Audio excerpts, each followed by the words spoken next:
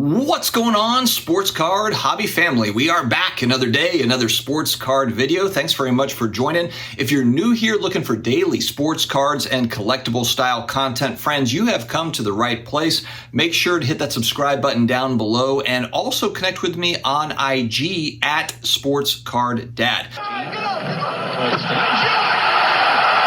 We've got a fun reaction video. It's the weekly It's Geoff Wilson show. Entrepreneur.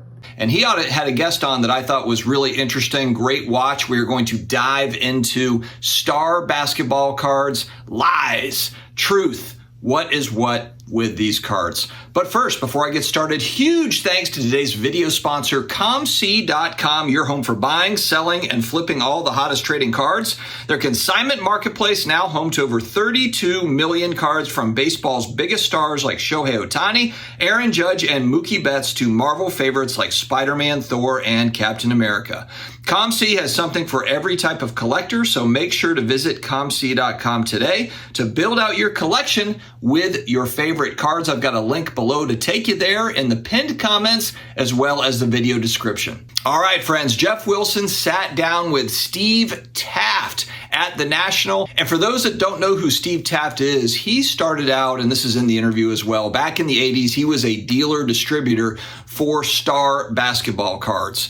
This set is so intriguing to me when you look at the overall hobby landscape, whether you're a basketball collector or not. I mean, the reality is you just did not have near as many basketball sets as you did baseball sets, going back, even football sets. I mean, for basketball, between 1961 and 1986, Fleer didn't make any sets. And a lot of people don't even realize that. 25-year gap between 61 Fleer with the Wilt Chamberlain rookie card and 86 Fleer with the Michael Jordan rookie card. That's part of, I think, what adds mystique to Fleer basketball. But the 86 star basketball cards have always been kind of that lesser than set, and it goes back to the 1980s. And part of the reason for this is it wasn't a big company like Fleer that could mass produce cards. Beckett Magazine, and I remember this going back, they always had the 84 Jordan Star rookie card, that 101 that's very popular nowadays. It was listed as an XRC. It was not listed as the true rookie card. And Beckett Magazine, which it's kind of interesting if you think about it, Beckett Magazine really had a huge play in how Star is considered in the hobby. They had a huge influence over it. And so 86 Fleer being a widely distributed set with packs that you could buy at the grocery store, that was why, the big reason why, because it was a wide release set, was the main reason why that Fleer rookie card is considered to be the true rookie card according to Beckett Magazine and a lot of hobbyists. It's a big battle back and forth as to what's what with Star and Fleer. And look, a lot of people have their biases built in because they've got money put into the Fleer set or they've got money put into the Star stuff. It's no different here with this interview with Geoff Wilson. Geoff Wilson bought a 101 Jordan rookie card from one of our mutual friends, Dave. You take the card and put it in the sleeve. Going back to last year's National for $100,000 in a PSA 8. This was right as PSA started to grade these. Now I think that there's an 8.5 and I think there's 2 9s that are now out there. But the truth is that it's still a very limited set in comparison to Fleer. The two guys in this interview here, we're talking about Geoff Wilson and we're talking about Steve Taft, they've got a vested interest in star basketball cards. So I think kind of putting our biases out there. I've also got some star basketball cards. I bought into some of the 83, 84 All-Star cards because that is the first set that they made, the first ever set. It's got kind of the blue border and very nice set. And a lot of the cards I just found were inexpensive for Kareem Abdul-Jabbar and for Magic Johnson and Larry Bird. I was buying BGS graded copies. And I also got at the National last year the Charles Barkley rookie card. So this is basically the equivalent of that Jordan 101, but it's for Barkley. The one thing I really like about Star is they've got some great photographs. They've got great images where, with 86 Fleer, you got that one set. You've got the iconic Jordan image, which is cool, but Star's got a lot of really cool ones as well. I'll put a picture up too. If you just want to do a little bit more of a deep dive into Star basketball, I think it's starbasketballcards.com, but there's a lot of great information there. Steve Taft, going back, he was a dealer distributor for 80s Star basketball cards. So he had those team packs and he was selling them, he said, in this interview for like $3 to $5, crazy low.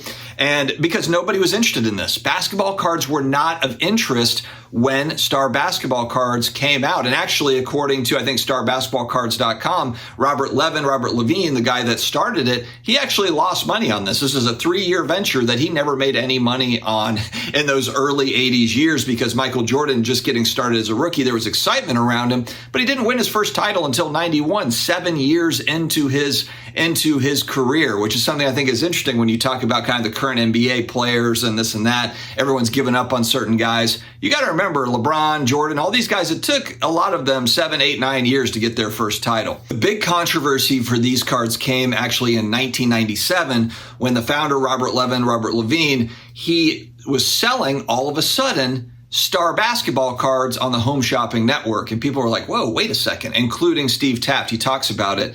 And he does a little bit more of a deeper dive into it.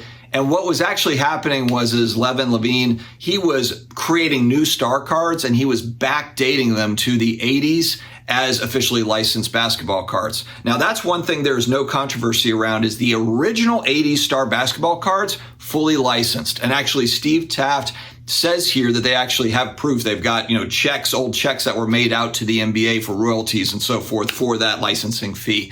So there's not any doubt as to whether these were actually licensed basketball cards going back to the mid 80s. It's what happened after that. It's this 1997 Home Shopping Network thing, and it just turned people off, and there's a lot of counterfeit cards, of course, but, as stated in this interview, there's a ton of 86 Fleer Jordan counterfeit cards, 86 Fleer counterfeit cards in general. Honestly, that 86 Fleer Jordan rookie might be the most counterfeited card in the entire sports card hobby. So, we have to take it with a grain of salt that there's counterfeit Star Basketball Cards.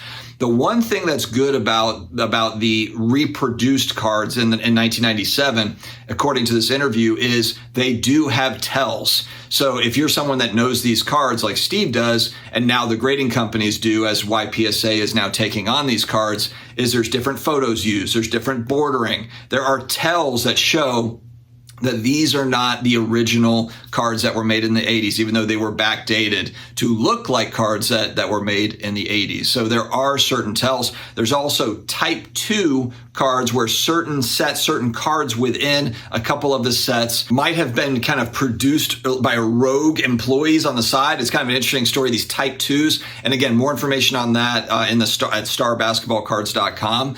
But those also have tells as well. And so between BGS and PSA who grade these, they're starting to kind of get better and better. The one thing I thought was really cool, though, with Steve Taft is he was talking about how he sent in, I think it was a type 2 that he's talking about in this interview. He sent it into PSA in the 90s, and it came back a 9.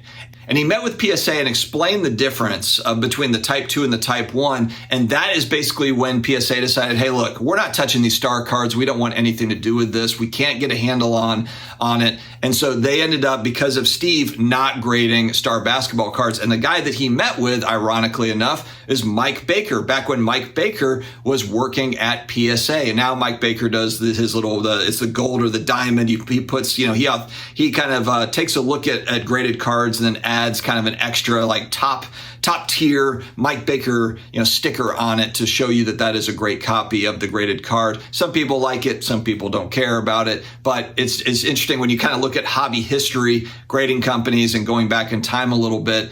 It's interesting to kind of study it. The thing, though, with Star Basketball that is unique is originally going back to the 80s, there was limited supply of this. When, let's face it, going back to even the 70s, the 80s, the 90s, most of these sets mass produced.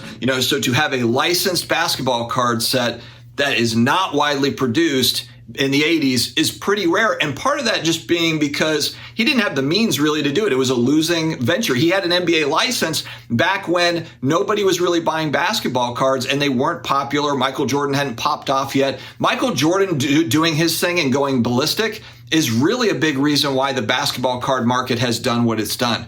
That has brought in the big interest into basketball cards is Michael Jordan. And then, of course, it's filtered back down to who are the greats. Now people are looking harder at a Wilt Chamberlain. They're looking more at the Kareem Abdul-Jabbars of the world. And and all of the greats that came before, Magic Johnson, Larry Bird, were always popular, but they were kind of leading the way up and making basketball cards a little bit more popular, but still not near as much as baseball cards back then.